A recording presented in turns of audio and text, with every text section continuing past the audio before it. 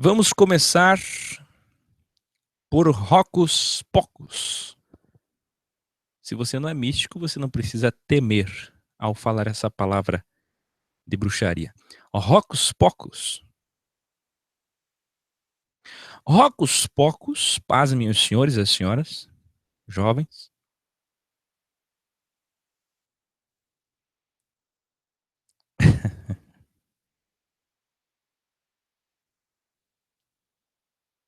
Tô vendo o chat aqui do meu lado, William Guedes.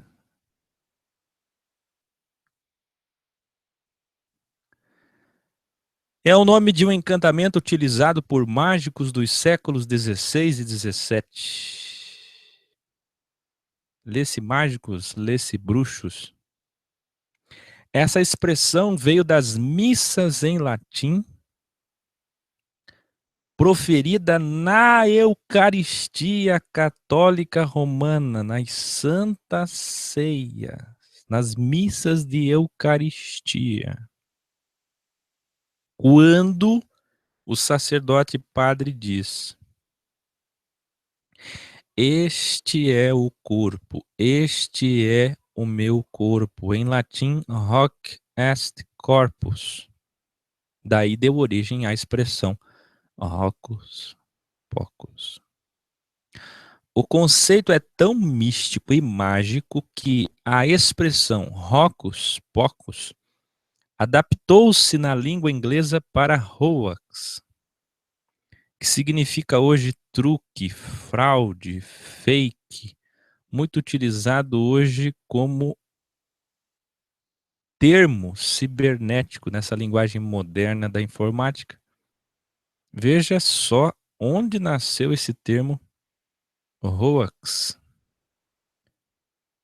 Que coisa! Hocus Pocus, que por sua vez veio lá da Santa Sé Católica Hoc Est Corpus, que por sua vez veio do mitraísmo, que por sua vez veio do judaísmo.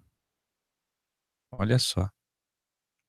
Se o termo veio da Eucaristia transubstancial católica ou consubstancial evangélica católica para bruxaria e magia, então você deve pensar, por certo, Akel, a reforma de Lutero e Calvino não disseram amém ao ritualismo, certo? Errado. Até Aristóteles era usado pelos teólogos católicos e protestantes, mãe e filhas, que enganavam o povo dizendo que a substância do pão e do vinho eram transformados misticamente em corpo e sangue de Cristo. Para vocês terem ideia de onde que isso foi parar, como não tem limites, os equívocos, o misticismo é tão grande que o Benihim, que é considerado um dos maiores intitulados pastores ecumênicos do mundo, disse que na Igreja Católica tem mais milagres, pois eles praticam Santa Ceia semanalmente. Como a ICAR participa, sempre celebra, consagra, hóstia, Eucaristia mensalmente, semanalmente, então tem mais milagres. Palavras proferidas por Benihim. Que vergonha para vocês, evangélicos. Mesmo na consubstanciação, como ensinamos nos cursos, os luteranos continuaram sendo enganados pelos mentores, dizendo que o corpo do Messias está ali, presente nos elementos do ritual.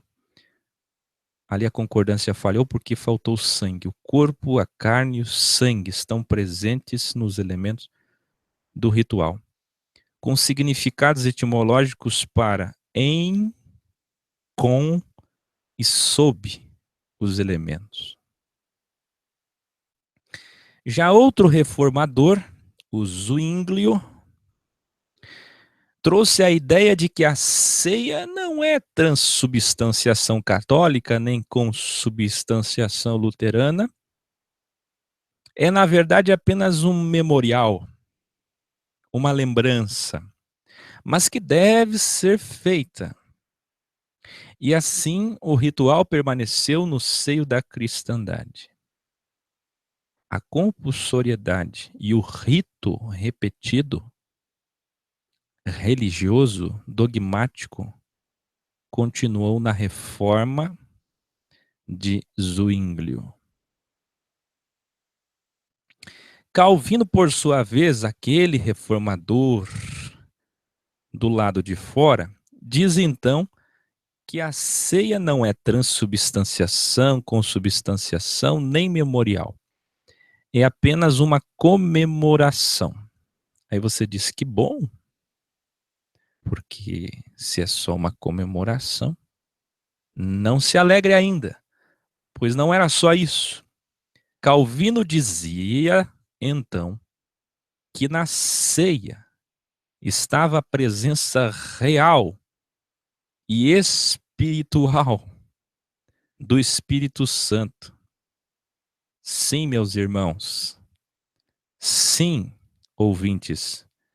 O Espírito de Cristo está em nós, habita em templos de carne, diariamente, no altar do coração, e não num lugar sagrado específico, horário específico, num dia santo, com a Santa Igreja e o Santo Sacerdócio. A oração antes do rito, que não é de gratidão pelo pão de cada dia, sempre vem eivada de expressões como: agora, Senhor, transforme. Estou consagrando esses elementos. Esteja presente nesses elementos. Ou ainda, que não seja mais um simples pão e um simples vinho ou suco de uva, mas o teu corpo e o teu sangue. Então, se eles falam essas expressões de consagração, o rito ali está. Por certo, eles nunca leram o livro aos Hebreus todo. No misticismo veio desde muito tempo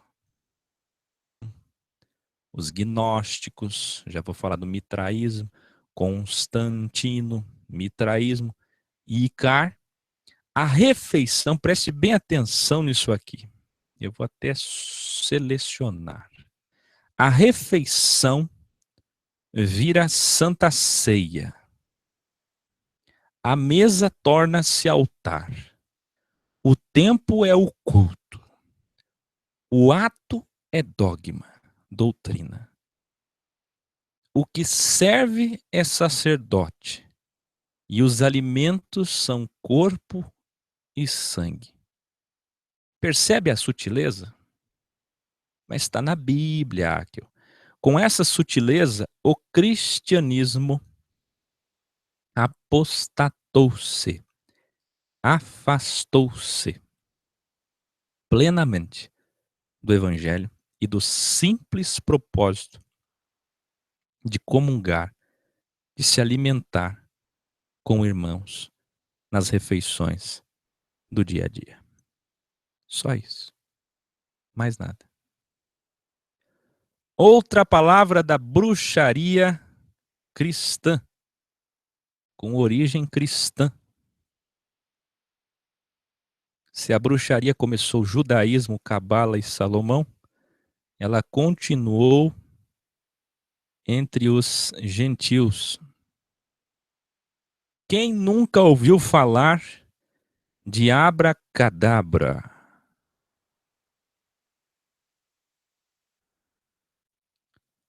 Uma palavra mística usada como encantamento para curar pessoas de febres e inflamações.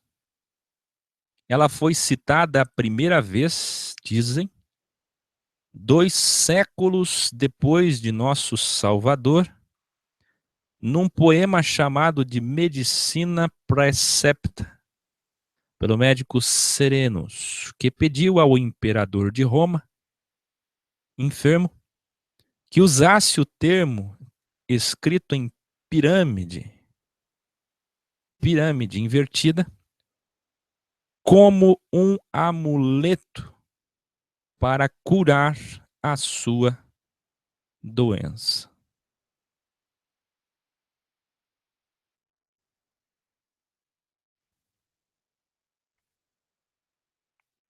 Então você vê aqui abracadabra, abracadabra, abracadabra em formato de pirâmide. O prefixo abra, presta atenção, é uma referência ao deus celta. E o sufixo cad significa aquilo que é santo. Este CAD hoje é um problema. Vem aí a primeira revista do Trabalho EC. Assista meu vídeo, a Bíblia não é CAD. A Bíblia não é sagrada. Esse sagrada não. Esse sagrada tem origem má.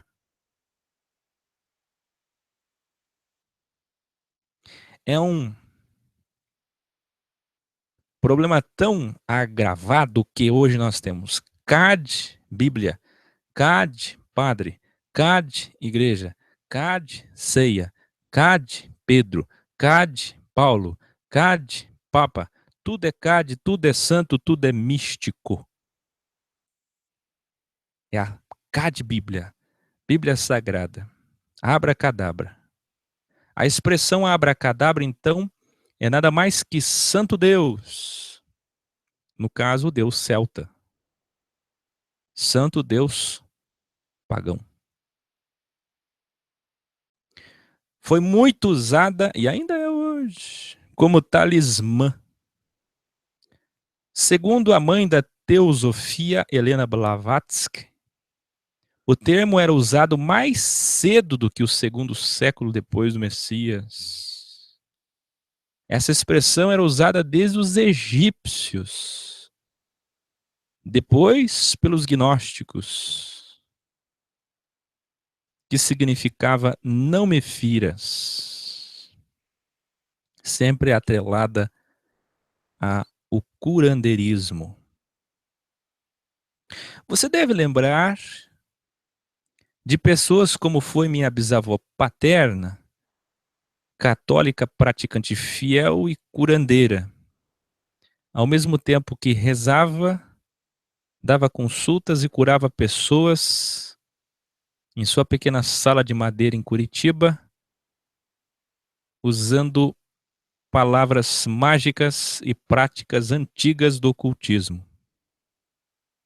Pasmem, ali, assim como qualquer curandeira, já falei sobre isso, já fiz estudos sobre isso, já falei sobre metafisicalidade, linha imaginária, quarta dimensão, enfim. Pasmem, ali as pessoas eram curadas mesmo. Nada de psicossomático, placebo, charlatão, pentecostal. E eu tenho um vídeo estudo ali sobre isto. Vamos falar então agora sobre o mitraísmo e a Santa Ceia. No mitraísmo, a ceia era a refeição sacrificial, que envolvia comer a carne e beber o sangue de um touro ou de um novilho. Mitras, o deus do mitraísmo, estava presente, veja, transubstanciação, consubstanciação, consagração, na carne e no sangue do touro. E quando consumido, concedia salvação àqueles que tomavam parte da refeição sacrificial, e isso é chamado de teofagia, comer o próprio Deus. Por isso que não se pode mastigar a hóstia. E por isso que os evangélicos têm profundo respeito por aquele pedacinho de pão. Para agradar os pagãos e convertê-los ao seu domínio, Constantino adaptou a prática da Páscoa judaica com a ceia mitraica. O mitraísmo, muito antes de existir catolicismo e reforma, nos séculos de 2 a 4, possuíam níveis de iniciação, escute, que estavam relacionados com a Lua, Mercúrio, Vênus, Sol, Marte, Júpiter e Saturno. Desses 7 do mitraísmo, 3 eram os principais da Trindade romana que inspiraram Constantino a criar o dogma da Santíssima Trindade no Concílio de Nicéia, no quarto século. Já segundo Jerônimo, esses 7 eram o Côrax, corvo, o Crípfios, oculto, o Milis, soldado, o Léo, leão, o Perses, persa, o Heliódromo, sol e o Pater, pai. O autor muçulmano Yusuf Salem disse que quem estudar os ensinamentos do mitraísmo, juntamente com os do cristianismo, certamente se surpreenderá com a afinidade visível entre eles. É deste paganismo absurdo que surgiu a volta da Páscoa, proibida pelo nosso Salvador Jesus Cristo.